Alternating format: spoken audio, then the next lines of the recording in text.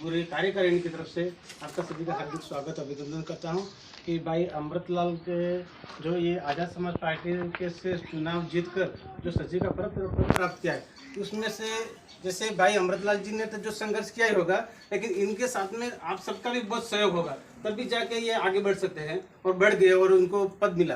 तो अपन को एक स्टेप मिलेगा, अमृतलाल जी को एक पकड़िया मिलकर जिसको बोलते हैं, अपने स्टेप पे खड़े हैं, तो इस स्टेप को से चढ़ते चढ़ते आगे बढ़ाने के लिए आप सबका ही सहयोग जरूरी है।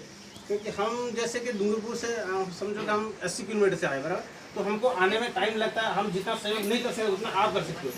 आप सबको साथ में लेके इनको आगे बढ़ाने का, हम तो बाहर से सहयोग पार्टी की तरफ से जितना हो सके उतना जरूर करेंगे, बराबर, करने में कोई कमी नहीं। और आप सबका भी जैसे कि अमृतलाल जी को एक पकड़ते मिलकर उससे एक से आगे बढ़ते बढ़ते बढ़ते एक दिन मंजिल मिलती है। अब ये छोटा सा पद है, लेकिन छोटे से पद में भी क्या शुरुआत होती है, उसको बंद कर दिया और बाबा साहब ने हमको वोट का अधिकार दिया।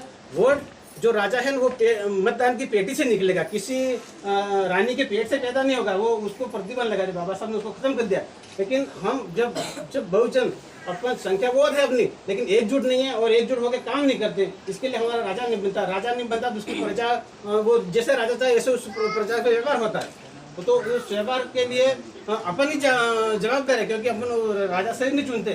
तो अपन राजा की बहुत ऊंची लेवल की बात है, लेकिन अपन जो जमीन स्तर से जो आज ये अपने आपके इलाके मोहल्ले में ये भाई अमृतलाल ने जैसे कि वो संघर्ष वो रास्ता पकड़ लिया है, तो हम सबको मिलकर उनका सहयोग करना, उनको आगे बढ़ाना है। सब जगह समाज में जाता है और लोगों में जाता है, जो पद देते हैं उनको कोई जरूरत होती है तभी उनको पद मिलता है। वो पद की गरिमा होती है, उन लोगों को जो काम के लिए रखा वो काम उनको करना जरूरी है। तो हम ये अपेक्षा रखते हैं से कि अपने पद में जो अपने कार्यभार संभाला उसमें अपने निपुण उतरे, खरे उतरे और लोगों के लिए अच्छा काम करे और आप सब मिलकर उनको सहयोग करें तो वो बहुत आगे बढ़े। और आने वाले समय में आज क्या है कि हर जैसे कि कोई भी जैसे कि 2 दुकानें लगाते हैं या 4 दुकानें लगाए, गांव में एक दुकान हो तो अच्छी चलती है, उसकी कोई पूछताछ नहीं करता कि रेट क्या, ये वस्तु कौन से रेट में मिलते नहीं मिलते, कोई इनकार नहीं करता।